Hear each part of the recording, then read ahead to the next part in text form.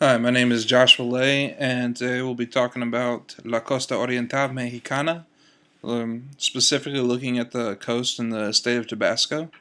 This is for the Geography 397, Andes to Amazon, Physical Landscapes of Latin America.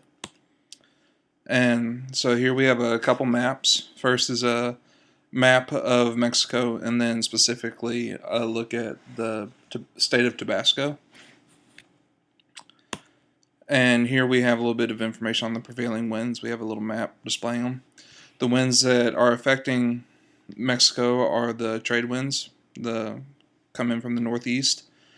And when they reach a certain level of strength during the winter months, they're locally referred to as los nortes, and they result in a lot of fluctuation in water levels. And here's a quick look at the fetch just for the eastern coast of the state of Mexico. We're looking at it, or for the country of Mexico, what we're looking at for the longest fetch is about 1,500 miles, shortest probably about 102 miles, so we're not going to see a lot of huge waves.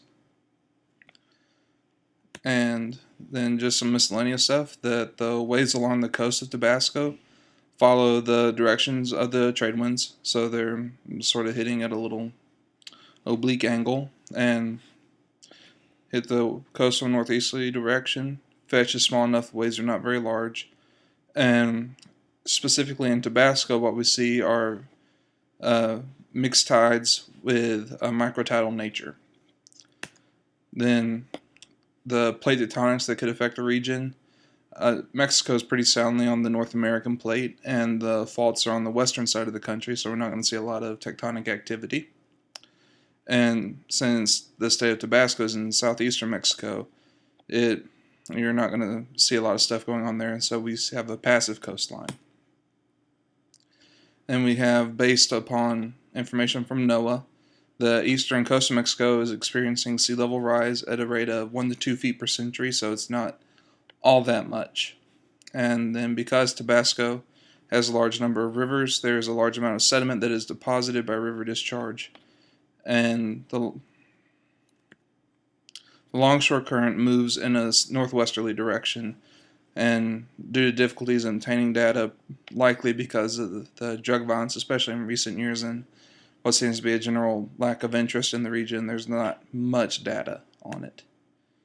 And see, because of the sediment and the interesting features of the tides and waves, we have the beach ridges which form. They're dune-like features that have formed along the coast of Tabasco. And here we have a couple illustrations for beach ridges, which is actually what my RASP was talking about. And in it we see that rivers will bring sediment down to the beach, and then a berm will be formed along the edge of the coast, and then as waters will recede back to summer levels from winter levels, they'll leave more and more berms along the beach, and you'll have beach ridges, which can have sort of a dune-like formation. And then here in the bottom right-hand corner, we have a map showing dune formation. And this is just something that's like how the process works. You go from the top to the bottom, and eventually you see at the bottom we have ridges. All right, thank you.